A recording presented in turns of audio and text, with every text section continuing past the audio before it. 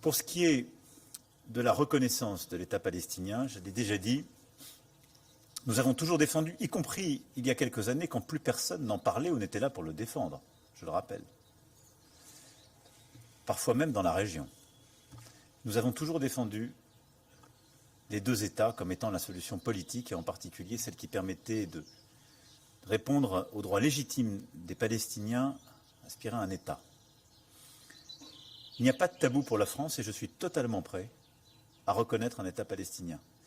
Mais j'ai toujours dit depuis le début, c'est ce que j'ai encore expliqué vendredi dernier à l'ensemble des ministres des Affaires étrangères de la région qui sont venus avec lesquels nous avons travaillé sur l'initiative arabe, je considère que cette reconnaissance doit arriver à un moment utile, c'est-à-dire à un moment où elle s'inscrit dans un processus où les États de la région et Israël se sont engagés et qui permet, sur la base aussi d'une réforme de l'autorité palestinienne, de produire un résultat utile.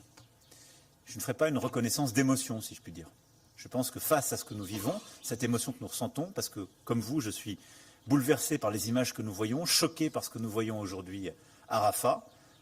eh bien la réponse, elle doit être politique par la résolution, par justement l'action et le cessez-le-feu immédiat.